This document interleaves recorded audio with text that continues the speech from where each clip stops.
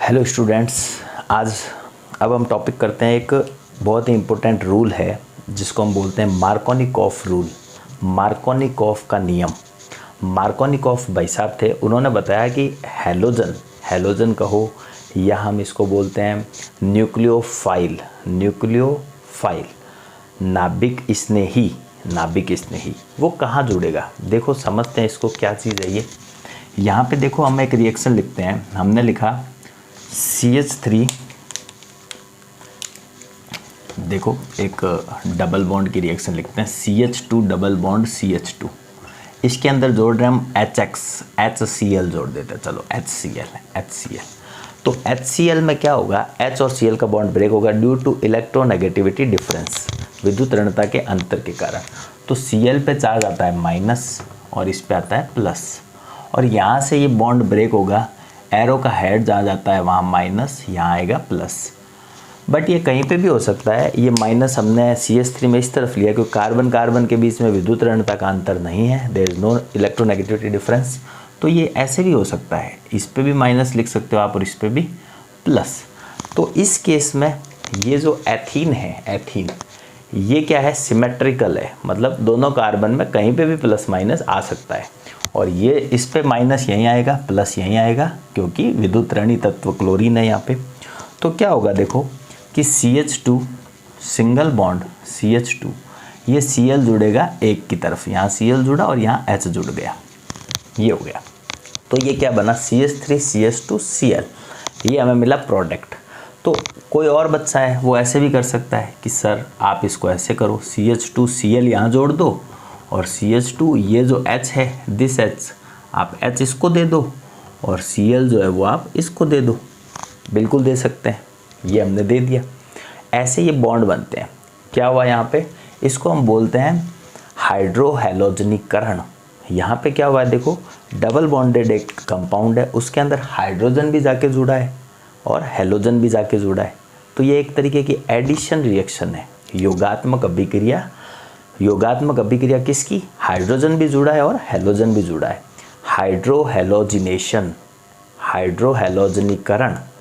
हाइड्रोहैलोजनीकरण addition reaction. हाइड्रोहैलोजनीकरण का मतलब ये होता है हेलोजन और हाइड्रोजन का जुड़ना, addition of hydrogen and halogen. तो यहाँ पे ये तो हो गया। बट अगर ये केस ऐसा आ जाए बच्चों, अगर ये केस ऐसा आ जाए, देखो यहाँ लिखता हूँ मैं, CH3 single bond CH double bond CH2।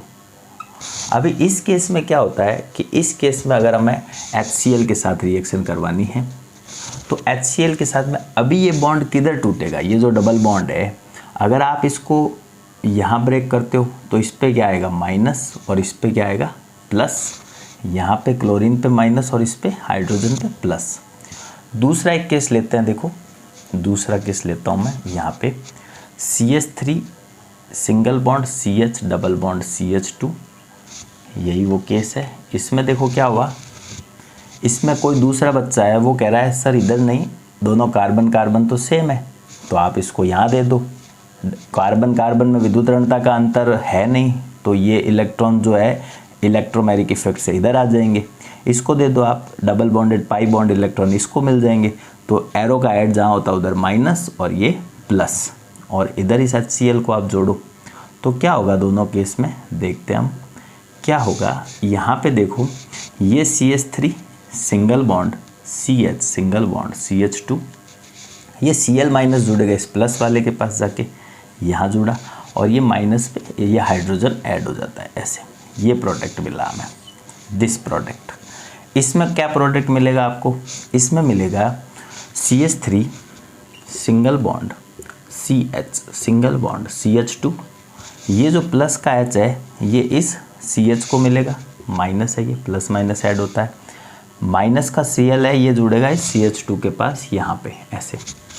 तो देखने में दोनों ही सही लग रहे हैं क्योंकि एक पे प्लस एक पे माइनस, जुड़ेगा कहाँ पे, अपोजिट चार्ज की तरफ जुड़ जाएगा, देखने में दोनों ही सही लग रहे हैं। बट यहाँ पे एक रूल लगता है जिसको हम बोलते हैं मार्कोनिकॉफ रूल, मार्कोनिकॉफ का नियम।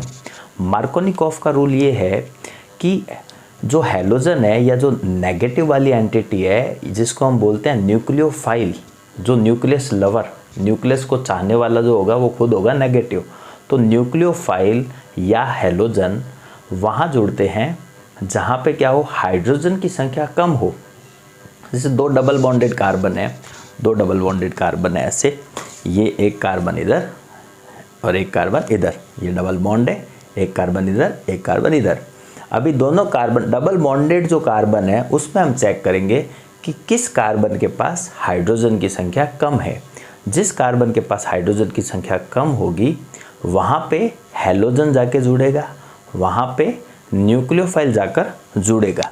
तो देखते हैं, आप देखो इस दोनों केस में, ये केस फर्स्ट एंड दिस, ये इन दोनों में देखो किसके पास हाइड्रोजन की संख्या कम है। ये डबल बॉन्डेड कार्बन है, इसके पास एक हाइड्रोजन है और इसके पास दो हाइड्रोजन है, तो हाइड्रोजन की संख्या कम इसके पास है, इस कार्बन के पास। तो ये जो हैलोजन है, ये जो न्यूक्लियोफाइल है, ये कहाँ जाके जुड़ेगा, जहाँ हाइड्रोजन की संख्या कम हो। तो दिस वन, ये हमें प्रोडक्ट मिलेगा मेजर प्रोडक्ट, ये प्रोडक्ट हमें मिलेगा। इसी केस में देखो ये हाइड्रोजन की संख्या तो यहाँ कम है, यहाँ हाइड्रोजन 2 है, number of hydrogen 2, number of hydrogen 1। तो ये जो Cl माइनस है ये ज़्यादा के पास नहीं जाके कहाँ जाता है, कम के पास। तो ये मिलता है, नंबर ऑफ हाइड्रोजन यहाँ कम है, यहाँ ज़्यादा के पास जुड़ा है, तो ये मार्कोनिकॉफ रूल को फॉलो नहीं कर रहा है, तो ये प्रोडक्ट नहीं बनता, दिस इज़ माइनर प्रोडक्ट, ये नहीं बनेगा। इस केस में कौन सा प्रोडक्ट बनेगा, दिस वन, दिस प्रोडक्ट। कैसे बनाइए कि जहाँ पे हाइड्रोजन की संख्या कम हो। आओ हम इसको लिख भी लेते हैं। क्या लिखेंगे हम इस रूल को, इस रूल को हम ऐसे लिखते हैं कि मार्कोनिकॉफ रूल, मार्कोनिकॉफ रूल क्या होता है, according to this rule, according to this rule nucleophile, nucleophile attach at that carbon where number of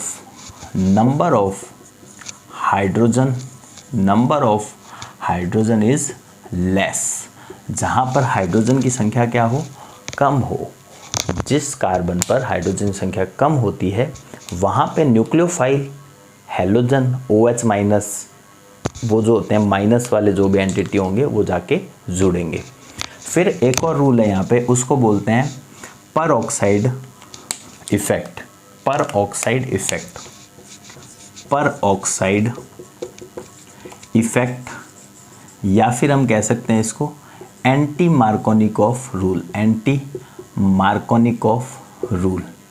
इसमें क्या होता है, ये इसका एंटी होगा, ये इसका उल्टा होगा।